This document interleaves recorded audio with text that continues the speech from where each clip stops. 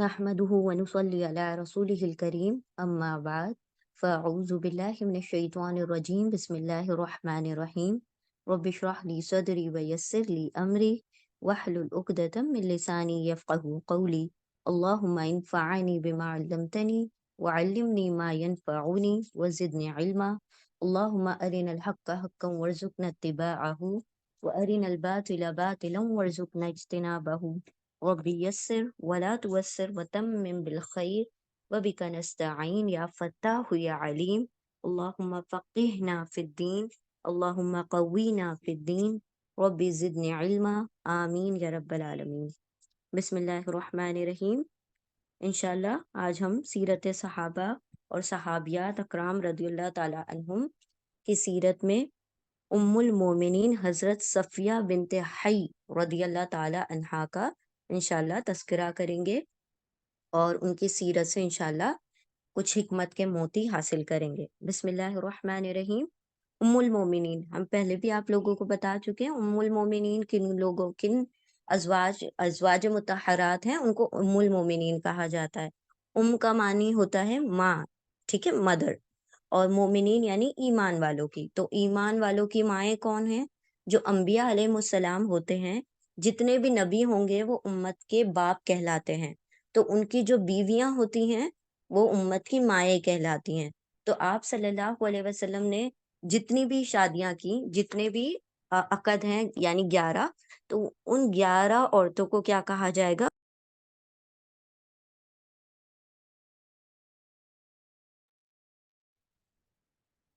मोमिनीन रदियल्लाहु ताला अन्हा की सीरत का मुताला करेंगे। बिस्मिल्लाहिर्रहमानिर्रहीम। सफ़िया नाम था और हज़रत हारून अलैहिस्सलाम की औलाद से थी। यानी हज़रत सफ़िया रदियल्लाहु ताला अन्हा जो आप सल्लल्लाहु अलैहि वसल्लम की ज़ौजा हैं, वो हारून अलैहिस्सलाम जो मूसा अलैहिस्सलाम के भाई हैं, उनकी नस्ल में से चली आ रही है इनकी। मतलब ये हज़रत हारून अलैहिस्सलाम की नस्ल में से हैं। ठीक है? यानी अंबिया की नस्लों में से ये ताल्लुक रखती हैं। तो यानी इनका मर्तबा सोचें कितना बुलंद होगा कि ये नबियों की नस्ल में से, जैसा जिस तरह से आप सल्लल्लाहु अलैहि वसल्लम इस्माइल अलैहिस्सलाम की नस्ल में से हैं। ठीक है? तो ये कौन हो गई? हारून अलैहिस्सलाम की नस्ल में एक यहूदी औरत थी ये। ठीक है? सिलसिला नसब ये है, सफ़िया बिनते हई बिन अख्तब बिन सईद बिन आमिर बिन उबैद बिन खुजरा बिन अबी हबीब बिन नुज़ैर बिन नहाम बिन मैखूम। यानी ये इनके वालिद वालिद यानी डॉटर ऑफ इस तरीके से बयान किया गया है कि ये किस नस्ल में चलती हैं। ठीक है? तो हज़रत हारून अलैहिस्सलाम तक का पूरा शिजरा नहीं बयान किया गया है, कुछ जो इनके फोर फादर्स हैं उनका नाम बयान किया गया है। ठीक है? तो ये किनकी बेटी हैं? हई की बेटी। और हई कौन है? जो इनके वालिद हैं, ये एक बहुत बड़े सरदार हैं, यहूदी सरदार। माँ का नाम बर्रा या दर्रा था, बर्रा या दर्रा, जो बनु कुरैज़ा के एक नामवर सरदार समवील की बेटी थी। अब बनु कुरैज़ा, बनु नज़ीर, इस तरीके के 3 बड़े कबीले हैं यहूदियों के। तो बनु कुरैज़ा भी एक बड़ा कबीला है, जिसके कौन है? जो माँ है उनकी बर्रा, या उनको दर्रा भी कहा जाता है, बर्रा भी कहा जाता है। ये दोनों नाम सजेस्ट किए गए हैं, किताबों में मिलते हैं। तो वो बनु कुरैज़ा से ताल्लुक़ रखती थी और बनु कुरैज़ा के एक नामवर सरदार थे समवील, उनकी उनके बेटी थी। कौन? इनकी वालिदा भी एक सरदार की ही बेटी थी। ज़रक़ानी का बयान है कि हज़रत सफ़िया रदियल्लाहु ताला अन्हा का असल नाम ज़ैनब था। अरब में माल गनीमत का जो हिस्सा फ़ातिह सरदार के हिस्से में आए, वो सफ़िया कहलाता है।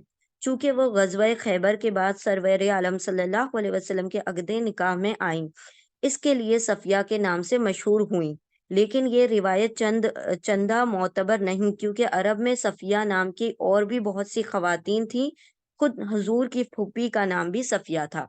अब यहाँ पर इस तरीके की रिवायत मशहूर हो गई, जो कि सही रिवायत नहीं है, कि हज़रत सफ़िया सफ़िया जो है उनका नाम इसलिए पड़ गया क्योंकि वो माल गनीमत के तौर पर आईं।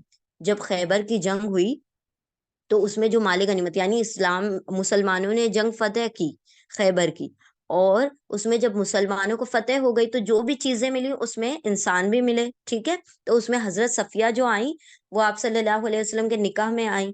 اور مال غنیمت کے طور پر آئی تو ان کا نام صفیہ پڑ گیا۔ تو صفیہ یعنی مال غنیمت، یہ ایسی روایت مشہور ہو گئی، لیکن ایسی کوئی حقیقت نہیں ہے، کیونکہ فرمایا گیا کہ عرب میں بہت سی خواتین جو تھی آلریڈی صفیہ نام سے تھی۔ آپ صلی اللہ علیہ وسلم کی خود کی پھوپھی کا نام بھی کیا ہے؟ صفیہ ہے۔ حضرت صفیہ حضرت صفیہ رضی اللہ تعالی عنہا کا باپ حی بن اخطب یہودیوں کے نامور قبیلے بنو نذیر کا سردار تھا، ٹھیک ہے۔ ان کی ماں بنو قریظہ سے تھی، یہ بھی بڑا قبیلہ ہے، اور بنو نذیر جو ہے وہ بھی بڑا قبیلہ ہے۔ تو دونوں بڑے بڑے جو قبیلے تھے یہودیوں کے، ان دونوں کے جو سردار تھے، مطلب جو ان کی ماں ہے سردار کی بیٹی ہے، اور وہ خود ہی سردار ہے بنو نذیر کے۔ کون؟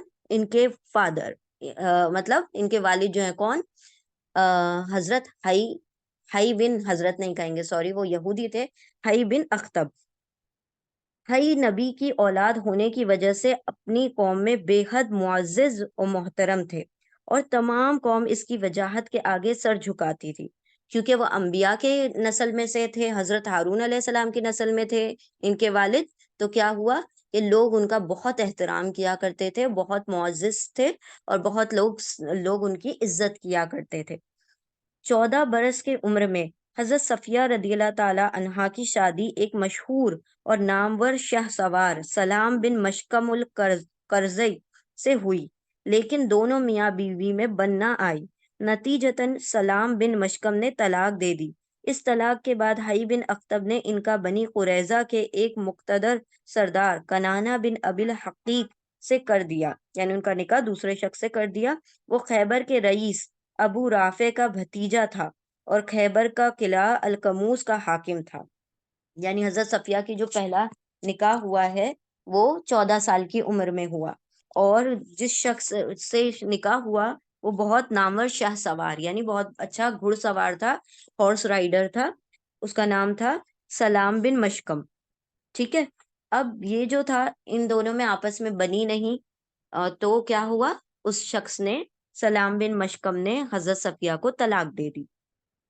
پھر کیا ہوا کہ حضرت حی بن اخطب جو ان کے والد ہیں، حضرت صفیہ کے جو والد ہیں، انہوں نے ان کا نکاح جو تھا دوسرے شخص سے کر دیا، جو کون ہے؟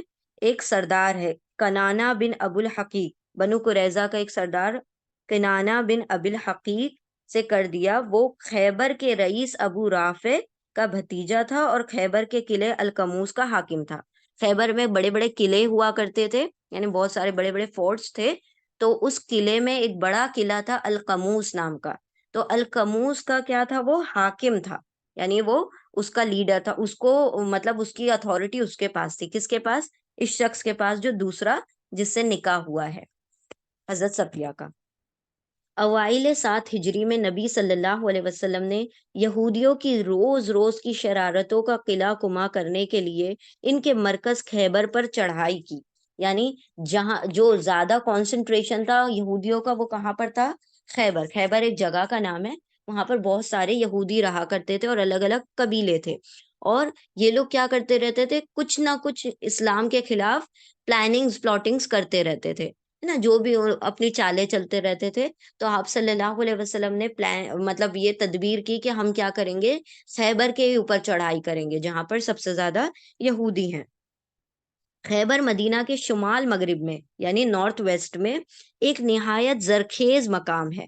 زرخیز مطلب بہت زیادہ فرٹائل ہے، وہاں بہت زیادہ گرینری ہے، مطلب بہت فصلیں اگتی ہیں، تو وہ زرخیز مقام تھا نارتھ ویسٹ میں، مدینہ سے نارتھ ویسٹ میں، جہاں یہودیوں نے چند نہایت مضبوط قلعے بنا رکھے تھے۔ دیکھیں اس جگہ پر بہت سارے خیبر میں قلعے بنے ہوئے تھے، فورٹس بنے ہوئے تھے۔ ان کا ارادہ تھا کہ وہ مدینے پر قبضہ کر کے اسلام کے بیخ و بن سے اکھاڑ پھینکیں۔ چنانچہ اس مقصد کے لیے وہ مدت سے لشکر اور آلات حرب و ضرب جمع کر رہے تھے۔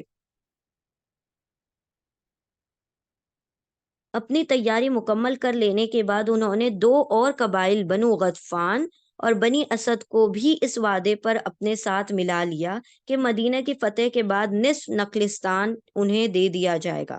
اب دیکھیں یہ کیا چاہ رہے تھے کہ ہم چھوٹی چھوٹی تو پلاننگ کر رہے ہیں اسلام کے خلاف، اب ایسا کریں کہ پوری طرح سے بڑے پیمانے پر एक मेजर स्केल पर क्या करते हैं, प्लान करते हैं और इस्लाम का पूरा खात्मा ही कर देते हैं। तो ये लोग क्या कर रहे थे, बहुत वक्त से हथियार और बहुत सारे आर्मर्स वगैरह सब जमा कर रहे थे, ताकि एक साथ ही हम क्या करेंगे, तैयारी करेंगे, लोगों को, सिपाहियों को तैयार करेंगे और एक साथ इन पर हमला कर देंगे मुसलमानों पर, उनको सब पूरी तरह से नेस्तनाबूद नाउज़ुबिल्लाह कर देंगे। ये उनकी प्लानिंग चल रही थी। अब उन्होंने सोचा कि हम अकेले कम पड़ जाएँगे, तो उन्होंने 2 कबीलों को और अपने साथ मिला लिया। बनु गतफ़ान और बनी असद को अपने साथ मिला लिया, 2 कबीलों को। और उनसे वादा किया कि अगर तुम हमारा साथ दोगे तो हम तुम्हें क्या करेंगे, नखलिस्तान का आधा हिस्सा तुम्हें दे देंगे। यानी जो भी प्रॉपर्टी हमें हासिल होगी उसमें से आधा तुम्हारा, आधा हमारा। तो तुम हमारा क्या करो, मुसलमानों के मतलब खात्मे में हमारी हेल्प करो। तो वो भी राज़ी हो गए। जब नबी करीम सल्लल्लाहु अलैहि वसल्लम को यहूदियों की इस तैयारी का इल्म हुआ, तो आप सल्लल्लाहु अलैहि वसल्लम ने हज़रत सबा बिन अरफता गफ़ारी को मदीना का हाकिम मुकर्रर किया और खुद 1400 सहाबा रदियल्लाहु ताला अन्हुम के हमरा खैबर की तरफ रवाना हुए।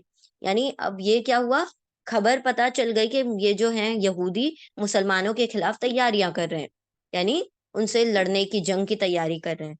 तो आप सल्लल्लाहु अलैहि वसल्लम को जैसे ही खबर हुई, तो आप सल्लल्लाहु अलैहि वसल्लम ने 1400 सहाबा, 1400 सहाबा कराम को लिया अपने साथ और मतलब निकल गए और पीछे एक हाकिम मुकर्रर कर दिया कि वो मदीना की देखरेख करते रहें। चुनांचे वो मुकाबले के लिए तैयार होकर खुले मैदान में निकल आए। अब क्या हुआ कि जब आप सल्लल्लाहु अलैहि वसल्लम यहाँ से निकले, तो मुनाफिकों के सरदार अब्दुल्ला बिन उबई ने मुसलमानों की रवानगी की इत्तला यहूदियों को दे दी। चुनांचे वो मुकाबले के लिए तैयार होकर खुले मैदान में निकल आए। अब ऐसा हुआ कि आप सल्लल्लाहु अलैहि वसल्लम जब जैसे ही निकले, तो हम जानते हैं कि वो रईसुल मुनाफिकीन, यानी मुनाफिकों का सरदार अब्दुल्ला बिन उबई, जो दिखावे के लिए अपने आप को मुसलमान बताता था, लेकिन वो था यहूदियों के साथ। तो क्या किया उसने, यहूदियों को खबर भेज दी कि आप सल्लल्लाहु अलैहि वसल्लम जो है तुम्हारे सामने मुकाबला करने के लिए निकल पड़े हैं 1400 सहाबा कराम के साथ। तो वो खबर जो जैसे ही उन लोगों को मिली, यहूदियों को, तो उन्होंने क्या किया, सामने से खुले मैदान में आकर पहले ही तैयार खड़े हो गए कि हम जैसे ही वो आएंगे तो हम उनको क्या करेंगे, उन पर हमला कर देंगे। इनका ख्याल था कि मुसलमानों को खैबर पहुंचने में काफी दिन लग जाएंगे, लेकिन इस्लामी लश्कर ने हुजूर अकरम सल्लल्लाहु अलैहि वसल्लम की जेर क़यादत निहायत तेजी से मुसाफत तय की और दिन रात सफर करते हुए एक दिन सुबह के वक्त खैबर के नवाह में पहुंच गया। यानी वो जो पूरा लश्कर था, ये जो समझ रहे थे कि अब रास्ते के मुताबिक वो सोच रहे थे कि इनको आने में ज़्यादा दिन लग जाएँगे। यहूदी ये सोच रहे थे कि मुसलमानों को खैबर आने में बहुत दिन लग जाएँगे।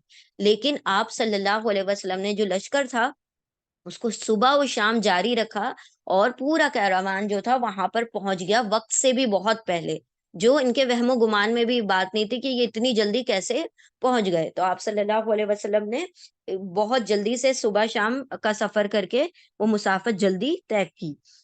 उन्हें देखकर यहूदी शशदर रह गए, वो चौंक गए, एकदम शॉक हो गए। इनके वहमो गुमान में भी ना था कि मुसलमान इतनी जल्दी आ पहुंचेंगे। खुले मैदान में लड़ना उन्होंने मुनासिब ना समझा और किला बंद करके मुसलमानों पर तीर और पत्थर बरसाने लगे। यानी अब ये खुले मैदान में आए, लड़ने के लिए पहले से खड़े हुए थे। लेकिन ये जो थे मुसलमान वक़्त से पहले पहुँच गए, तो इनको ऐसा फ़ील हुआ कि ये तो हम इनका मुकाबला सही से नहीं कर पाएँगे। यानी जो हमने सोचा था कि इतने दिन में हम तैयारी कर लेंगे, वो तैयारी नहीं हो पाई, तो ये इन लोगों ने क्या किया, अपने आप को किलों में बंद कर लिया और किलों के बड़े-बड़े दरवाज़े जो होते हैं, वो बंद करके पीछे से क्या करना शुरू कर दिया, वार करना शुरू कर दिया। और वैसे भी यहूद जो होते हैं, वो बुज़दिली हुआ करते हैं, वो हमेशा क्या करते हैं, पीठ पीछे वार किया करते हैं। तो वो सामने खुले मैदान में कभी भी नहीं आते। तो उन्होंने क्या किया, किलों के दरवाज़ों के पीछे से तीर बरसाने शुरू कर दिए। उन्हें मतलब किलों के पीछे से लड़ना शुरू कर दिया। मुजाहिदीन इस्लाम ने निहायत पामर्दी से तीरों और पत्थरों के बौछार का मुकाबला किया और जाँ बजाना लड़ते हुए यहूदियों के 3 किलों पर कब्जा कर लिया। यानी आप सल्लल्लाहु अलैहि वसल्लम की क़यादत में जो 1400 मुसलमान लड़ रहे थे, उन्होंने एक-एक करके, वो हालाँकि पीछे से लड़ रहे थे, پھر بھی کیا ہوا کہ مسلمانوں نے 3 ان کے بڑے بڑے قلعے جو تھے فتح کر لیے، مسلمان اس کے اوپر مطلب ان کے مسلمانوں کے قبضے میں آ گئے وہ 3 قلعے۔ یہودیوں کا سب سے مضبوط قلعہ القموس تھا، جیسے اب یہ پہلے بھی ذکر آ چکا ہے، جو القموس ہے اس کا حاکم کون تھا؟ جو حضرت صفیہ کے ہسبینڈ، اور جو دوسرا ہسبینڈ تھا وہ حضرت صفیہ کے جو دوسرا ہسبینڈ تھا وہ القموس کا حاکم تھا، اور وہی سب سے بڑا قلعہ تھا وہاں پر خیبر میں۔ کئی دن گزر گئے لیکن سر توڑ کوششوں کے باوجود یہ قلعہ فتح نہ ہوا۔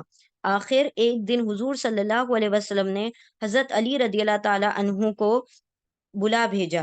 وہ آشوب چشم کے عارضے میں مبتلا تھے، لیکن نبی صلی اللہ علیہ وسلم کے لعاب دہن کی برکت اور دعا سے انہیں صحت ہو گئی۔ یعنی کیا ہوا کہ بہت کوششیں کی تو القموس فتح نہیں ہو سکا۔ 3 قلعے آلریڈی فتح ہو گئے تھے، وکٹری ہو چکی ہے 3 قلعوں پر، لیکن ایک جو القموس جو بڑا قلعہ تھا وہ مسلمانوں کے قبضے میں نہیں آ رہا تھا۔ تو آپ صلی اللہ علیہ وسلم نے حضرت علی کو بلوا لیا کہ بھائی اب تم بھی آ جاؤ میدان جنگ میں۔ تو حضرت علی کیا کیا تھے؟ ان کو آشوب چشم یعنی کہ کنجنکٹیوائٹس ہو گیا، ہم کہتے ہیں نا آنکھ آ گئی ہے، وہ آ گئی تھی۔ تو آپ صلی اللہ علیہ وسلم نے اپنے جو منہ سے لعاب نکال کر وہ جو وہ ہوتا ہے وہ آنکھوں پہ لگایا، اور وہ شفا حاصل ہو گئی حضرت علی رضی اللہ تعالیٰ عنہ کو، پھر وہ بھی میدان میں شامل ہو گئے۔ پھر حضور صلی اللہ علیہ وسلم نے علم دے کر انہیں القموس کی تسخیر پر معمور فرمایا، یعنی آپ صلی اللہ علیہ وسلم نے جو جھنڈا تھا حضرت علی کو دے دیا اور کہا کہ القموس کے لیے تم کیا کرو، شروعات کرو۔ القموس کا دفاع مرحب اور حارث 2 یہودی سردار کر رہے تھے۔ یعنی القموس جو تھا وہ کس کے 2 لوگ، 2 سردار تھے، مرحب اور حارث، دونوں کیا کر رہے تھے؟ اس کا ڈیفینڈ کر رہے تھے کہ یہ جو ہے القموس ہم فتح نہیں کرنے دیں گے۔ دونوں بہت طاقتور تھے، مضبوط تھے، تو وہ دونوں اس کا دفاع کر رہے تھے۔ وہ نامور جنگجو تھے، یعنی وہ لڑائی میں بہت مشہور تھے، اور ان کی قوت اور شجاعت کے زمانے بھر میں دھوم تھی۔ سب سے پہلے حارث حضرت علی رضی اللہ تعالی عنہ کے سامنے آیا اور فنون جنگ میں اپنی بے مثال مہارت کے باوجود ذوالفقار حیدر کا شکار ہو گیا۔ یعنی وہ جو تھا، دو بھائی تھے، مرحب اور حارث، تو حارث کھڑا ہو گیا حضرت علی کے سامنے، اور حضرت علی سے جب جنگ کی اس نے اور لڑائی کی، تو حضرت علی کی جو تلوار تھی ذوالفقار، ذوالفقار مطلب ہوتا ہے 2 منہ والی تلوار، اگر آپ کو پتا ہوگا کہ حضرت علی کی تلوار جو تھی اس کے اوپر 2 نوکیں تھی، تو حضرت علی نے جب مقابلہ کیا، وہ بھی بہت بڑا جنگجو تھا اور حضرت علی بھی بہت شجاعت رکھتے تھے، حضرت علی کے سامنے وہ ٹک نہ سکا اور وہ اس کا قلعہ کما ہو گیا۔ اس کے بعد اس کا بھائی مرحب غضب ناک ہو گیا، مطلب اس کو غصہ آ گیا اور حضرت علی رضی اللہ تعالیٰ عنہ پر جھپٹا، لیکن اس کا حشر بھی اپنے بھائی جیسا ہوا، یعنی دونوں بھائی کیا ہو گئے؟ حضرت علی کے ہاتھوں قتل ہو گئے۔ حیدر کرار رضی اللہ تعالیٰ عنہ حضرت علی کی اس عدیم النظیر بہادری سے مسلمانوں میں بے پناہ جوش پیدا ہوا، اور انہوں نے تکبیر کے فلک شگاف نعرے لگاتے ہوئے پوری قوت سے یہودیوں پر حملہ کر دیا۔ یعنی کہ جیسے ہی حضرت علی نے وہ 2 بڑے بڑے جنگجو تھے ان کو ہلاک کر دیا، تو سارے مسلمانوں کو جوش آ گیا، پھر تکبیر، اللہ اکبر، نعرے لگاتے ہوئے سارے لوگ آپس میں کیا ہو گئے؟ مطلب جنگ ایک طریقے سے چھیڑ دی۔ یہودی سراسیمہ ہو کر قلعے کے اندر گھس گیا، وہ ڈر گئے کہ یہ سارے لوگ تو جوش میں آ گئے، وہ سارے کے سارے کیا ہو گئے؟ قلعوں کے اندر چلے گئے، سارے یہودی اندر قلعے میں گھس گئے۔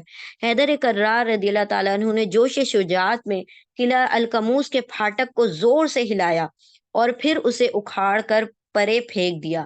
حضرت علی کی شجاعت یہاں پر بیان ہوتی ہے کہ حضرت علی نے یہ جو تھے وہ پھاٹکوں کے پیچھے چھپ رہے تھے، ان دروازوں کے پیچھے بڑے بڑے جو گیٹس ہوتے ہیں اس کے پیچھے، تو حضرت علی نے پہلے اس کو ہلایا، وہ نہیں کھلا تو کیا کیا؟ زور سے اس کو اکھاڑ کر ہی پھینک دیا۔ مسلمان قلعہ کے اندر گھس گئے اور یہودیوں کو اپنے تلواروں پر رکھ لیا۔ انہوں نے بہت جلد ہتھیار پھینک دیے اور عاجزی کے ساتھ صلح کی طلب ہوئے۔ یعنی کیا ہوا کہ جیسے ہی انہوں نے دیکھا کہ یہ تو اندر بھی گھس کر آ گئے، اور انہوں نے کیا کیا؟ پورا پھاٹک جو تھا قلعے کا وہ ہی اکھاڑ کر پھینک دیا، تو کتنی طاقت ہوگی ان کے اندر؟ تو وہ ڈر کے مارے کیا ہو گئے؟ سرنڈر کر دیا سارے یہودیوں نے، اور کہا کہ ہم آپ سے صلح کرنا چاہتے ہیں۔ رحمت للعالمین صلی اللہ علیہ وسلم نے ان پر رحم فرمایا اور اس شرط پر صلح کر لی کہ زمین انہی کے پاس رہے، البتہ پیداوار کا نصف حصہ وہ مسلمانوں کو دیں گے۔ یعنی آپ صلی اللہ علیہ وسلم نے کیا کیا، ان کی جانیں بخش دی اور صلح کر لی۔ آپ صلی اللہ علیہ وسلم نے اس شرط پر صلح کی کہ آپ لوگ جو ہیں، یہاں کی جو کھیتی باڑی ہے اس کا زمینیں آپ ہی رکھو گے، آپ لوگ ہی کھیتی باڑی کرو گے، سارے یہودی کی پراپرٹی رہے گی یہ زمینیں، لیکن مسلمانوں کو اس کا آدھا حصہ، یعنی جو زمین کی پیداوار ہوگی اس کا آدھا حصہ مسلمانوں کو دیا جائے گا۔ تو جان کے بدلے جب ان کو یہ پراپرٹی دینا پڑی تو وہ تو اس چیز پر راضی ہو گئے کہ بھائی جانیں تو بچ گئی، تو آپ صلی اللہ علیہ وسلم سے ان کی صلح ہو گئی۔ جنگ خیبر میں 93 یہودی مارے گئے، 93 یہودی مر گئے اور 15 مسلمان شہید ہو گئے۔ یہ لڑائی یہودیوں کے لیے نہایت تباہ کن ثابت ہوئی۔ ان کے کئی نامور بہادر اور سردار اس لڑائی میں مارے گئے۔ حضرت صفیہ رضی اللہ تعالیٰ عنہا کے خاندان کے سارے افراد میدان جنگ میں کام آئے اور یا جنگی قیدی بنا لیے گئے۔ مقتولوں میں ان کے باپ، بھائی اور شوہر بھی تھے۔ اس طرح وہ نہایت قابل رحم حالت میں تھیں۔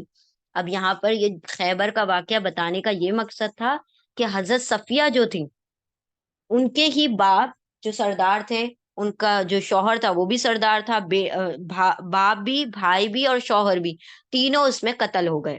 ٹھیک ہے، اور جو بڑے بڑے جو سردار تھے اس میں، یہودیوں کے جو سردار تھے 93، وہ سب بھی اس میں قتل ہوئے۔ تو اس میں خاص طور پر جو حضرت صفیہ تھی، ان کی حالت قابل رحم اس لیے تھی کہ ان کے جو بہت کلوز تھے، جو بلاوڈ ریلیٹیوز تھے، باپ، بھائی اور شوہر، تینوں اسی جنگ میں ختم ہو گئے۔ جنگ کے بعد تمام قیدی اور مال غنیمت ایک جگہ جمع کیے گئے، سارے قیدیوں کو ایک جگہ جمع کیا گیا اور سارے، یعنی جتنے لوگ یہودی تھے ان کو قبضے میں لیا گیا، اور سارے جو تھے وہ مال غنیمت جو تھا ان کو اس جگہ، ایک جگہ پر جمع کر دیا گیا۔ سیدنا بلال حبشی رضی اللہ تعالی عنہ حضرت صفیہ رضی اللہ تعالی عنہا اور ان کی رشتہ کی ایک بہن کو پکڑ لائے۔ حضرت صفیہ اور ان کی کوئی کزن بہن تھی، وہ دونوں کو حضرت بلال رضی اللہ تعالیٰ عنہ لے کر آ رہے تھے، یعنی مال غنیمت کے طور پر۔ رستے میں یہودی مقتولین کی لاشیں خاک و خون میں لتڑی ہوئی پڑی ہوئی تھیں۔ ان میں حضرت صفیہ کے محبوب والد، بھائی اور شوہر کی لاشیں بھی تھیں، اور خاندان کے بعض دوسرے بزرگ بھی کٹے پڑے تھے، یعنی کیونکہ تلواروں سے جنگ ہوئی تھی تو ان کے باڈی جو تھے ان کے ٹکڑے بکھرے پڑے تھے، اس میں خاص طور پر ان کے باپ، بھائی، شوہر بھی، جس راستے سے وہ لے کر آئے ہیں حضرت صفیہ کو اور ان کی کزن کو، تو وہ کیا ہوئے، وہیں پر راستے میں ان کے انہوں نے اپنے باپ کی لاش کو بھی دیکھا، بھائی کی لاش کو بھی دیکھا، اپنے شوہر کی لاش کو بھی دیکھا، اور خاندان کے بہت سارے بزرگوں کو بھی انہوں نے راستے میں چلتے ہوئے دیکھا۔ حضرت صفیہ رضی اللہ تعالی عنہا نے حسرت سے ان لاشوں پر نظر ڈالی اور چپ کی چپ رہ گئیں۔ البتہ ان کے ساتھی بہن بے قابو ہو گئیں اور نہایت شدت سے گریہ وزاری اور سینہ کوبی شروع کر دی، یعنی بہت زور زور سے سینہ پیٹنا شروع کر دیا اور بہت چیخے دہاڑے مار کے رونا شروع کر دیا جب انہوں نے اپنے مطلب سارے جو رشتہ داروں کی لاشیں دیکھی، اور وہ بھی اتنے کلوز ریلیٹیوز کی۔ جب حضرت بلال رضی اللہ تعالی عنہ نے انہیں نبی کریم صلی اللہ علیہ وسلم کی خدمت میں پیش کیا تو سرکار دو عالم صلی اللہ علیہ وسلم اس عورت کی گریہ وزاری سے متاثر ہوئے، یعنی آپ صلی اللہ علیہ وسلم نے دیکھا اور ان کو رحم آ گیا آپ صلی اللہ علیہ وسلم کو کہ کس طرح سے چیخے مار مار کے رو رہی ہے۔ بی بی صفیہ رضی اللہ تعالیٰ عنہ تو خاموشی سے ایک طرف بیٹھ گئیں اور اس عورت کو حضور صلی اللہ علیہ وسلم نے دوسری طرف لے جانے کا حکم دے دیا، اور پھر بلال رضی اللہ تعالیٰ عنہ سے مخاطب ہو کر فرمایا، یعنی آپ صلی اللہ علیہ وسلم نے دونوں کو الگ الگ جگہ اس لیے کر دیا کیونکہ وہ چیخے مار مار کے رو رہی تھی، تو وہ جو ایک خاموش تھی وہ بھی اس صدمے کو اور زیادہ نہ ان کے اوپر صدمہ ہو جائے، اور پھر حضرت بلال سے کہا، بلال تمہارے دل میں رحم نہیں ہے کہ ان عورتوں کو اس راستے سے لائے جہاں ان کے باپ اور بھائی خاک و خون میں لتڑے پڑے تھے، یعنی حضرت بلال کو تنبیہ بھی کی کہ تم نے کیسے مطلب ایک جو جس عورت کا باپ، بھائی، شوہر مرا پڑا ہے اور قتل ہوا اس کے ٹکڑے پڑے ہوئے ہیں، تم اسی راستے سے لے کر آئے ہو، تمہیں اس بات پر رحم نہیں آیا کہ اس عورت کو وہاں سے لے کر آئے ہو۔ جب مال غنیمت کی تقسیم ہونے لگی تو حضرت دہیہ کلبی نے حضرت صفیہ کو اپنے لیے پسند فرمایا حضرت دہیا کلبی ایک صحابی ہیں، تو انہوں نے سوچا کہ میں حضرت صفیہ سے نکاح کر لوں۔ مال غنیمت کا جو تقسیم ہوتی ہے، تو حضرت دہیا کلبی نے کہا کہ مجھے ان کو نکاح میں دے دو، حضرت صفیہ کو۔ چونکہ وہ تمام اسیران جنگ میں ذی وقت تھیں، اس لیے بعض صحابہ رضی اللہ تعالیٰ عنہ نے عرض کیا، یا رسول اللہ صلی اللہ علیہ وسلم، صفیہ بنی قریظہ اور بنو نذیر کی رئیسہ ہیں، یعنی ماں باپ دونوں بڑے بڑے قبیلے سے تعلق رکھتے تھے، تو یہ دونوں ہی کی کیا ہے، رئیسہ، یعنی کہ بڑی سردار ہیں۔ تو ایسا کریں کہ ان کی دل جوئی تو ایسے ہی ہو سکتی ہے کہ آپ ان سے نکاح کر لیں، کسی صحابی کو نہ دیں، بلکہ آپ ان سے نکاح کر لیں خاندانی، کیونکہ آپ بھی ہمارے سردار ہیں اور وہ بھی سرداروں کی بیٹی ہیں، تو اس طریقے سے ان کی تھوڑی کیا ہو جائے گی، دل کو تسلی ہو جائے گی۔ خاندانی وقار اس کے بشرے سے عیاں ہے، اور وہ ہمارے سردار سرور عالم صلی اللہ علیہ وسلم کے لیے موضوع ہے۔ حضور صلی اللہ علیہ وسلم نے یہ مشورہ قبول فرما لیا۔ دہیا کلبی رضی اللہ تعالیٰ عنہ کو دوسری لونڈی عطا فرما کر حضرت صفیہ رضی اللہ تعالیٰ عنہ کو آزاد کر دیا، اور انہیں یہ اختیار دیا کہ چاہے وہ اپنے گھر چلی جائیں یا پسند کریں تو آپ صلی اللہ علیہ وسلم کے نکاح میں آ جائیں۔ یعنی آپ صلی اللہ علیہ وسلم نے کیا، جب یہ تجویز سنی، صحابہ کرام نے کہا کہ یا رسول اللہ، وہ سردار کی بیٹی ہیں اور آپ سردار ہیں، تو اگر آپ نکاح کر لیں گے تو ان کی دل جوئی ہو جائے گی، تو آپ ان سے نکاح کر لیں۔ تو آپ صلی اللہ علیہ وسلم کو یہ مشورہ، جو تجویز تھی، وہ ٹھیک لگی، تو آپ صلی اللہ علیہ وسلم نے حضرت صفیہ کو آزاد کیا اور کہا کہ یا تو آپ چاہتی ہیں تو گھر چلی جائیں، یا اگر آپ نکاح کے پیغام کو قبول کرنا چاہتی ہیں تو آپ قبول کر لیں۔ حضرت صفیہ رضی اللہ تعالیٰ عنہ نے حضور کے نکاح میں آنا پسند کیا، اور ان کی حسب منشا حضور صلی اللہ علیہ وسلم نے ان سے نکاح کر لیا۔ صبح کے مقام پر رسم عروسی ادا کی گئی، یعنی جو بھی مرائٹل رائٹس، جو بھی جو عقد کے لیے جو لوازمات ہوتے ہیں، جو بھی چیزیں ہوتی ہیں اور جو ریچولز ہوتے ہیں، وہ سارے پورے ہو گئے، کہاں پر، صبح کے مقام پر، اور وہیں دعوت ولیمہ بھی ہوئی۔ آپ صلی اللہ علیہ وسلم نے دعوت ولیمہ بھی اسی مقام پر دے دیا۔ صبح سے چلتے وقت حضور صلی اللہ علیہ وسلم نے انہیں خود اپنے اونٹ پر سوار فرمایا اور خود اپنے عبا سے ان پر پردہ کیا۔ آپ صلی اللہ علیہ وسلم جو عبا پہنا کرتے تھے، جو چادر، اس سے آپ صلی اللہ علیہ وسلم نے ان کو پردے میں بٹھایا۔ حضرت صفیہ رضی اللہ تعالی عنہا کی عمر اس وقت 17 برس کی تھی، ٹھیک ہے، ان کا پہلا نکاح 14 برس میں ہوا تھا، اور جو آپ صلی اللہ علیہ وسلم سے نکاح ہوا ہے وہ 17 برس کی عمر میں ہوا ہے۔ اس نکاح کے بعد یہودی پھر مسلمان کے خلاف کسی لڑائی میں شریک نہیں ہوئے، یعنی جب حضرت صفیہ آپ صلی اللہ علیہ وسلم کے نکاح میں آ گئی، تو ایسا ہو گیا نا کہ ایک ہمارے قبیلے کی سردار کی بیٹی کیا ہو گئی، مسلمانوں میں چلی گئی، تو اس کے بعد مسلمانوں کے خلاف جو یہودی تھے، انہوں نے بڑے پیمانے پر جنگ کا اعلان کبھی بھی نہیں کیا مسلمانوں کے خلاف۔ مدینہ پہنچ کر حضرت صفیہ رضی اللہ تعالیٰ عنہ کو حضور صلی اللہ علیہ وسلم نے حضرت حارث بن نعمان انصاری رضی اللہ تعالیٰ عنہ کے مکان پر اتارا۔ ان کے حسن و جمال کا شہرہ سن کر انصار کی عورتیں اور دوسری ازواج مطہرات رضی اللہ تعالیٰ عنہم انہیں دیکھنے آئیں، یعنی وہ اتنی خوبصورت تھی کہ ساری عورتیں دیکھنے آئیں، انصاری عورتیں بھی دیکھنے آئیں، یعنی جو مدینے کی عورتیں تھیں وہ بھی دیکھنے آئیں، اور ساتھ ساتھ ساری ازواج مطہرات جو آپ صلی اللہ علیہ وسلم کی پہلے بیویاں تھیں، وہ بھی ان کو دیکھنے آئیں۔ جب دیکھ کر جانے لگی تو حضور صلی اللہ علیہ وسلم نے ان کے پیچھے چلے اور حضرت عائشہ رضی اللہ تعالیٰ عنہا سے پوچھا، عائشہ تم نے اس کو کیسا پایا؟ جواب دیا، یہودیہ ہے۔ یعنی حضرت عائشہ نے جب دیکھا یہ بہت خوبصورت ہے، تو آپ صلی اللہ علیہ وسلم نے پوچھا ان سے کہ کیا تمہیں کیسا لگا وہ ان سے مل کر، تو کہا وہ تو یہودی عورت ہے۔ حضور صلی اللہ علیہ وسلم نے فرمایا، یہ نہ کہو، وہ مسلمان ہو گئی اور اس کا اسلام اچھا اور بہتر ہے، یعنی انہوں نے اسلام کو قبول کر لیا، اب وہ یہودی نہیں رہی، تو ان کا اسلام بھی اچھا اور بہتر ہے، یعنی کہ انہوں نے پوری طرح سے اسلام کو ایکسیپٹ کر لیا ہے۔ حضرت صفیہ رضی اللہ تعالیٰ عنہ کے چہرے پر چند ابھرے ہوئے نشانات تھے۔ حضور صلی اللہ علیہ وسلم نے ان سے پوچھا، یہ کیسے نشانات ہیں؟ حضرت صفیہ رضی اللہ تعالیٰ عنہ نے عرض کیا کہ میں نے ایک رات خواب میں دیکھا کہ آسمان سے چاند ٹوٹا اور میری گود میں آ گرا۔ میں نے یہ خواب اپنے باپ کو سنایا، جس سے وہ سخت غصے میں آ گیا اور اتنے زور سے میرے منہ پہ تھپڑ مارا کہ چہرے پر اس کی انگلیوں کے نشانات ابھر آئے۔ پھر اس نے کہا کیا تو ملکہ عرب بننے کی خواب دیکھتی ہے؟ اللہ اکبر! یعنی وہ جو شخص تھے، جو حی بن اخطب، جب اپنی بیٹی کا خواب سنا، حضرت آپ صلی اللہ علیہ وسلم نے دیکھا کہ حضرت صفیہ کے منہ پہ نشانات ابھرے ہوئے ہیں، اور جب آپ صلی اللہ علیہ وسلم نے اس کے بارے میں دریافت کیا کہ نشان کیسے ہیں، تو انہوں نے بتایا کہ میں نے ایک خواب میں دیکھا تھا کہ چاند کا ٹکڑا گر کر میرے گود میں آ گیا ہے۔ تو وہ جو ان کے باپ تھے وہ اس کی تعبیر سمجھ گئے اور کہا کہ تو کیا چاہتی ہے کہ عرب کا جو عرب کی ملکہ بننا چاہتی ہے؟ اور دیکھیں وہ عرب کی ملکہ بن گئی، آپ صلی اللہ علیہ وسلم کے نکاح میں آ گئی۔ تو انہوں نے کیا کیا تھا، غصے میں اپنے ان کے باپ نے تھپڑ مار دیا تھا، کیونکہ یہ یہودی تھے اور عرب عرب کون ہو گئے تھے، مشرک تھے، لیکن وہ مسلمان ہونے لگے تھے نا۔ تو آپ صلی اللہ علیہ وسلم کے جو نکاح میں آئی ہیں وہی اس کی تعبیر ہے کہ جو چاند کا ٹکڑا تھا ان کی گود میں آ گرا، تو آپ صلی اللہ علیہ وسلم سے ان کا نکاح ہو گیا۔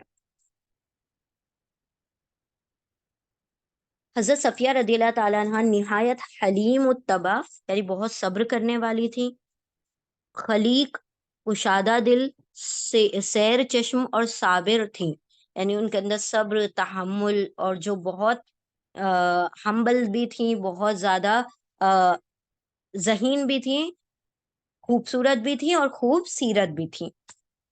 جب وہ ام المومنین کی حیثیت سے مدینہ تشریف لائیں اور حضرت فاطمہ الزہرا رضی اللہ تعالیٰ عنہا انہیں دیکھنے آئیں، یعنی آپ صلی اللہ علیہ وسلم کی بیٹی جو ہیں وہ اپنی ماں سے ملنے آ رہی ہیں، حضرت صفیہ سے آئی، تو انہوں نے اپنے بیش قیمت طلائی جھمکے اپنے کانوں سے اتار کر حضرت فاطمہ الزہرا کو دے دیے، اور ان کے ساتھ ساتھی خواتین کو بھی کوئی نہ کوئی زیور دیا، یعنی یہ حضرت صفیہ جو تھی بہت زیادہ دینے والی بھی تھی۔ تو حضرت فاطمہ جب ملنے آئی حضرت صفیہ سے، تو پہلے تو اپنے انہوں نے بڑے قیمتی جو جھمکے تھے حضرت فاطمہ کو اتار کر دے دیا، اور جو حضرت فاطمہ کے ساتھ عورتیں آئی تھی ان کو بھی کچھ نہ کچھ زیور دیا۔ حضور صلی اللہ علیہ وسلم انہیں بہت عزیز رکھتے تھے اور ان کی دل جوئی کا بہت خیال رکھتے تھے۔ ایک بار سفر میں ازواج رضی اللہ تعالیٰ عنہم ساتھ تھیں، یعنی بہت ساری ازواج تھیں آپ صلی اللہ علیہ وسلم کے ساتھ سفر میں، اتفاق سے حضرت صفیہ رضی اللہ تعالیٰ عنہا کا اونٹ بیمار ہو گیا، وہ بہت غمگین اور پریشان ہوئی۔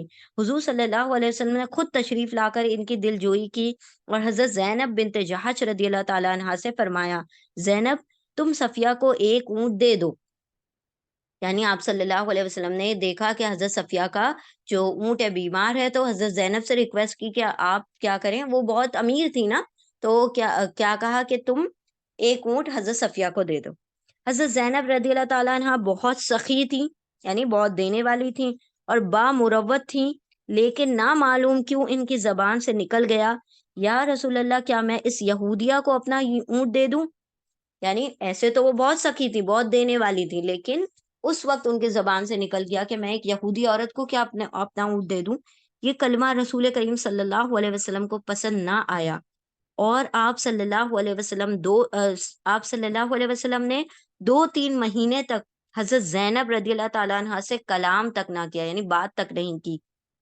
پھر حضرت عائشہ رضی اللہ تعالیٰ عنہ نے بمشکل ان کا قصور معاف کروایا، یعنی حضرت عائشہ نے ریکویسٹ کر کر کے، کیونکہ حضرت زینب سے تو آپ صلی اللہ علیہ وسلم بات ہی نہیں کر رہے تھے، تو حضرت عائشہ نے ریکویسٹ کی اور ان کا قصور معاف کروایا۔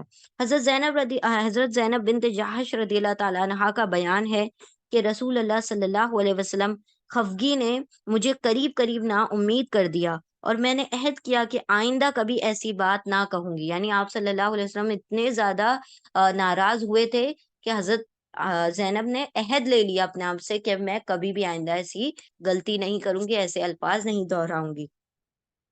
قبول اسلام کے بعد یہودیت کا تان حضرت صفیہ کے لیے بڑی دل آزاری کا موجب ہوتا تھا، یعنی حضرت صفیہ کا دل بہت دکھتا تھا جب بھی کوئی ان کو یہودی کہتا تھا۔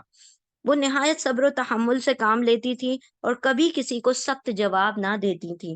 ایک بار نبی صلی اللہ علیہ وسلم تشریف لائے تو حضرت صفیہ رو رہی تھی، وجہ دریافت کی تو کہا، عائشہ اور زینب کہتی ہیں کہ ہم تمام ازواج میں افضل ہیں، کیونکہ بیوی ہونے کے علاوہ ہم حضور کے قرابت دار بھی ہیں، لیکن تم یہودن ہو۔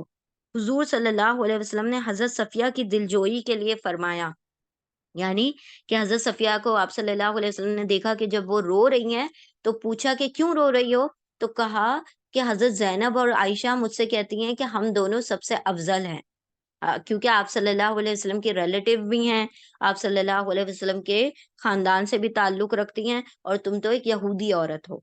तो आप सल्लल्लाहु अलैहि वसल्लम ने फ़रमाया कि सफ़िया तुमने यूँ क्यों ना कहा कि अगर आयशा और ज़ैनब कहती हैं कि इनका ख़ानदान नबूवत से ताल्लुक़ है, तो तुमने क्यों ना कह दिया कि मेरे बाप हारून और मेरे चाचा मूसा और मेरे शौहर तो मोहम्मद हैं। यानी तुम्हारा भी तो मेरा भी तो ताल्लुक़ इतने बड़े और अजीम लोगों से हैं, अंबिया अलैहिमुस्सलाम से है।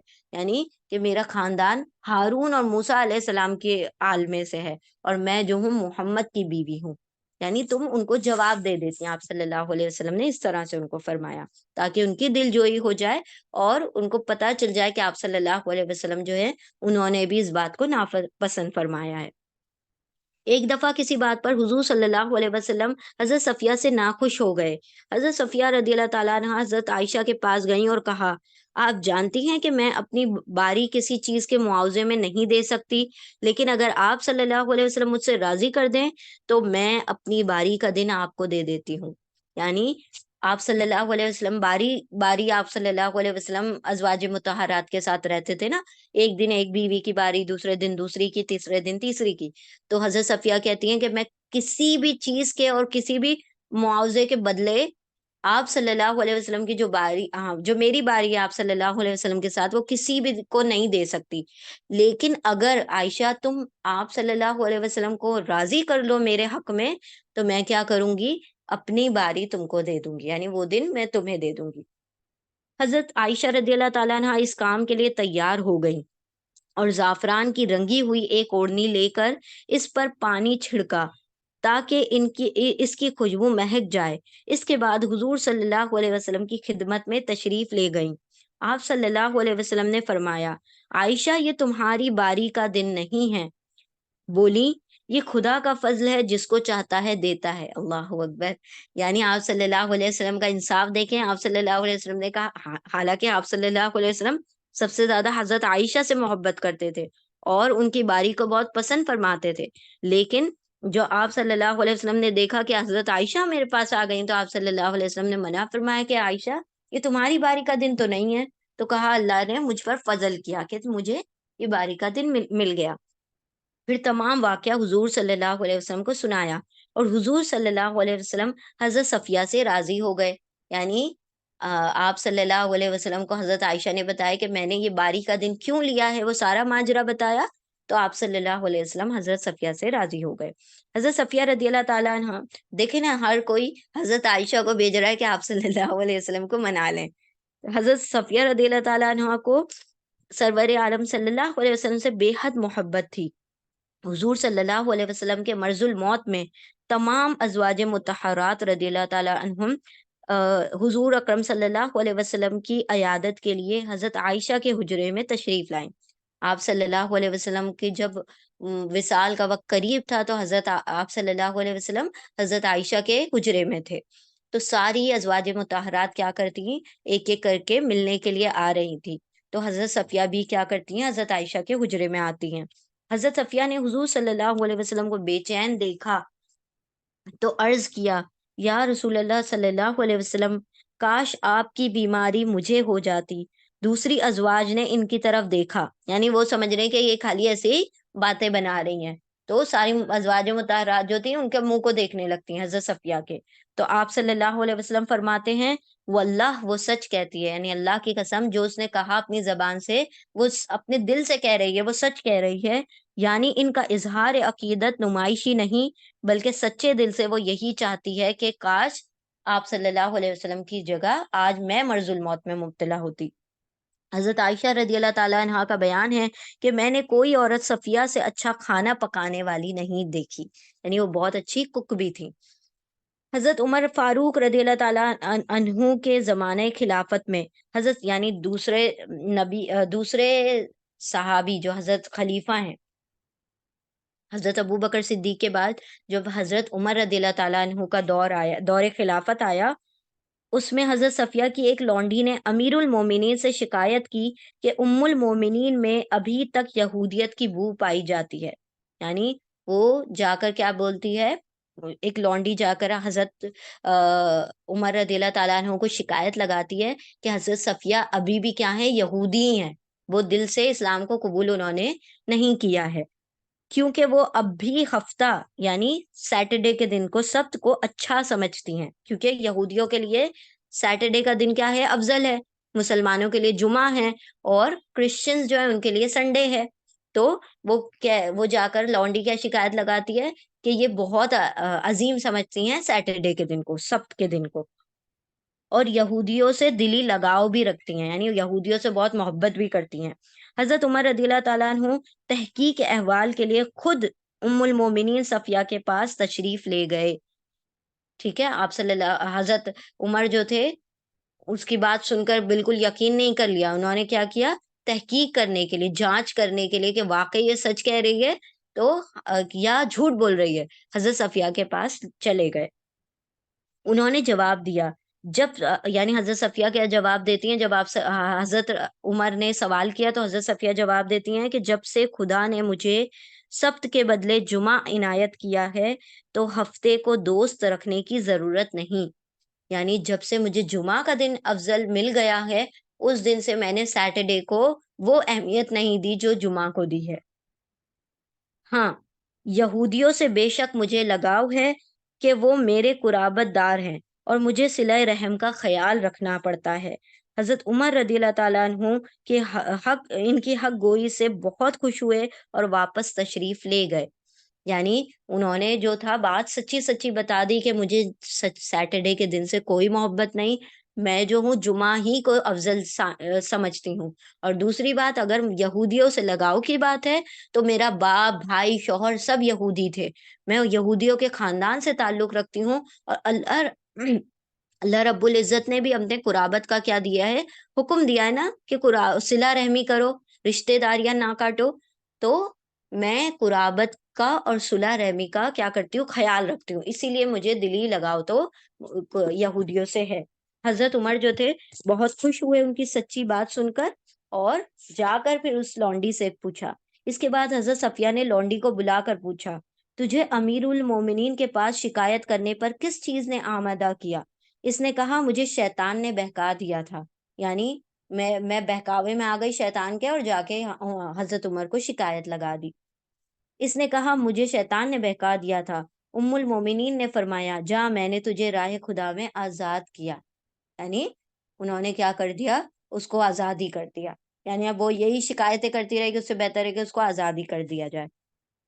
علم و فضل میں حضرت صفیہ رضی اللہ تعالیٰ عنہ کا مرتبہ بلند تھا. کوفہ کی عورتیں اکثر ان کے پاس مسائل دریافت کرنے آتی تھیں. یعنی جو بھی عورتوں سے یا دوسرے مسائل ہوتے ہیں، اسلامی شریعت کے مسائل، وہ حضرت صفیہ سے پوچھنے کے لیے کوفہ کی عورتیں آیا کرتی تھیں.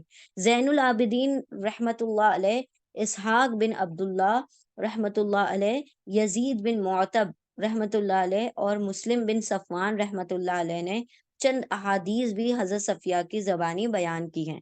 یعنی کچھ احادیثیں بھی حضرت صفیہ سے بیان کی گئی ہیں، مروی ہیں. بے حد درد مند تھیں جب 35 ہجری میں خلیفہ سوم حضرت عثمان ذوالنورین کے مکان کا مفسدوں نے محاصرہ کر لیا.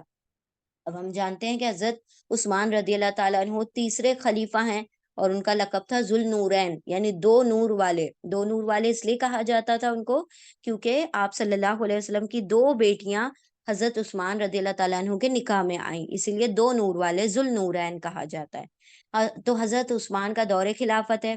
ان کے خلافت کے دور میں کیا ہوا، لوگوں نے ان کے خلاف پلاننگ کر لی، اور ان کے جو حجرہ ہے جہاں حضرت عثمان تھے، اس کا محاصرہ کر لیا، اس کو گھیر لیا، اور وہاں پر ان کو شہید کر دیا.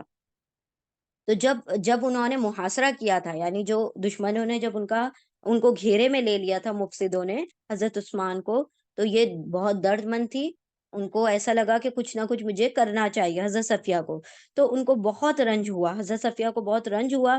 ضعیف العمر امیر المومنین، یعنی بہت بوڑھے ہو چکے تھے حضرت عثمان، امیر المومنین کی مصیبت نے انہیں بے چین کر دیا. انہوں نے ایک غلام کو ساتھ لیا اور اپنے کھچر پر سوار ہو کر حضرت عثمان کے مکان کے طرف روانہ ہو گئی. یعنی جیسے ان کو خبر ہوئی کہ مفسدوں نے حضرت عثمان کو گھیرے میں لے لیا ہے، تو وہ کیا کرتی ہیں، کھچر کو لیتی ہے، غلام کو لیتی ہیں اور ان کے مکان کے پاس جانے لگتی ہیں. ایک غلام کو ساتھ لے کر اپنے کھچر پر سوار ہو کر حضرت عثمان کے مکان کی طرف روانہ ہوئی. اشتر نخعی نے ان کے غلام کو دیکھ کر پہچان لیا اور آگے بڑھ کر کھچر کو مارنا شروع کر دیا. چونکہ حالات بگڑے ہوئے تھے اور اشتر نخعی کے مقابلے میں کامیابی مشکل تھی، یعنی دشمنوں میں جو ایک شخص تھا اس نے کیا کیا، وہ کھچر دیکھا تو کھچر کو مارنا شروع کر دیا. اس نے حضرت صفیہ پر حملہ نہیں کیا، لیکن اس کے اوپر کھچر پر مارنا شروع کر دیا. تو وہ کیا کرتی ہیں، دیکھتی ہیں کہ جو حالات ہیں وہ بگڑے ہوئے ہیں، تو وہ کیا کرتی ہیں، لوٹ جاتی ہیں. اس لیے وہ مصلحتاً واپس چلی گئیں اور حضرت حسن بن علی مرتضی رضی اللہ تعالیٰ عنہ کے ہاتھ حضرت عثمان رضی اللہ تعالیٰ عنہ کو کھانا بھیجا. حضرت حسن کے ہاتھوں کے ذریعے سے کیا کیا، حضرت عثمان کو کھانا بھجوا دیتی ہیں. حضرت صفیہ رضی اللہ تعالیٰ عنہ نے رمضان المبارک 50 ہجری میں 60 سال کی عمر میں وفات پائی. ٹھیک ہے، رمضان کے مہینے میں انتقال ہوا ان کا، اور رمضان کا مہینہ تھا 50 ہجری، اور 60 سال کی عمر تھی. جنت البقیع میں دفن ہوئیں. انہوں نے اپنا ذاتی مکان اپنی زندگی میں راہ خدا میں دے دیا. یعنی جب وہ زندہ تھی جب ہی انہوں نے کیا کیا تھا، اس کو صدقہ کر دیا اپنے خود کے مکان کو. البتہ ترکے میں 1 لاکھ درہم نقد چھوڑے اور اس کے 1/3 کی وصیت اپنے یہودی بھانجے کے لیے کی. یعنی ان کا جو وہ تھی وراثت کا مال، وہ کیا تھا، 1 لاکھ درہم. اب 1 لاکھ درہم میں انہوں نے کیا وصیت کی تھی کہ ان کا بھانجا جو ہوگا وہ 1/3 مال کا حقدار ہوگا. ٹھیک ہے، تو اب یہ جو ہے یہ جائز ہے نا، کہ اگر آپ اپنے مال کا 1/3 حصے کی وہ کر سکتے ہیں، تقسیم کر سکتے ہیں اکارڈنگ ٹو یور وش. یعنی جیسا ہم چاہیں ویسے 1/3 مال کو ترکے میں وراثت میں دے سکتے ہیں، اس کی ول بنا سکتے ہیں، اس کی وصیت کر سکتے ہیں. باقی جو مال ہوگا وہ کیسے ڈیوائیڈ ہوگا، اکارڈنگ ٹو شریعت. جیسے سورہ نساء میں بیان کیا گیا ہے ویسے باقی مال جو ہوگا ڈیوائیڈ ہوگا. تو یہاں پر کیا کیا تھا، 1 لاکھ جو مال چھوڑا تھا اس میں سے 1/3 1/3 جو اس میں سے مال تھا وہ اپنے بھانجے کو وصیت کر دی تھی. لوگوں نے اس کا حصہ دینے میں تعامل کیا. یعنی کیوں کیا، لوگ جو تھے وہ اس کے اوپر آواز اٹھانے لگے کہ بھائی یہ جو ہے وہ یہودی کو جا رہا ہے، یہ ان کا بھانجا جو ہے یہودی ہے تو اس کو نہ دیا جائے. حضرت عائشہ رضی اللہ تعالیٰ عنہ نے سنا تو کہلا بھیجا، لوگوں اللہ سے ڈرو اور صفیہ کی وصیت کو پورا کرو. حضرت عائشہ جو تھی علم شریعت رکھنے میں بہت اللہ سبحانہ و تعالیٰ نے ان کو بہت ذہین کیا تھا. انہوں نے کیا کیا، حضرت عائشہ نے کہا کہ تم کیسے روک سکتے ہو جبکہ اللہ سبحانہ و تعالیٰ نے خود اجازت دی ہے 1/3 مال کو اپنے مرضی سے کسی کے لیے بھی وصیت کرنے کی، تو تم کیسے ان کو روک سکتے ہو حضرت صفیہ کے مال کو ان کے بھانجے کو دینے سے. تو تم اللہ سے ڈرو اور جیسے انہوں نے وصیت بنائی ہے اس کو پورا کرو. ان کے ارشاد کے مطابق وصیت کا تعمیل کر دی گئی رضی اللہ تعالی عنہا. یعنی جب حضرت عائشہ نے کہلا بھیجا تو سارے لوگ بات پر راضی ہو گئے اور انہوں نے اس وصیت کو پورا کر دیا اور حضرت صفیہ جو تھی وہ انتقال کر گئی اور ان کی جو تدفین ہوئی وہ جنت البقیع میں ہوئی. وآخر الدعوانا ان الحمد للہ رب العالمین. اللہ سبحانہ و تعالیٰ حضرت صفیہ کے جو شجاعت تھی، حضرت صفیہ کا جو صبر اور تحمل تھا کہ وہ کس طرح سے اپنے باپ بھائی اور شوہر کو دیکھ رہی ہیں، پھر بھی ایک اسلام میں آنے کو انہوں نے گوارا کیا، آپ صلی اللہ علیہ وسلم کو سے نکاح کو گوارا مطلب ایک اپنے لیے شرف اور عزت کا باعث سمجھا اور یہودیت کو مکمل طور پر چھوڑ دیا اور آپ صلی اللہ علیہ وسلم کے احکامات کے مطابق اپنی زندگی کو ڈھال دیا، اس سانچے میں، اسلام کے سانچے میں ڈھال دیا. اللہ سبحانہ و تعالی ہمیں بھی کفر و شرک سے پرہیز کرنے کی توفیق عطا فرمائے اور ہمیں بھی اسلام پر پوری طرح چلنے کی توفیق عطا فرمائے. آخر الدعوانا ان الحمد للہ رب العالمین برحمتک یا ارحم الراحمین. جزاکم اللہ خیرا کثیرا. انشاءاللہ اب ہم سوال اور جواب کا سلسلہ شروع کرتے ہیں.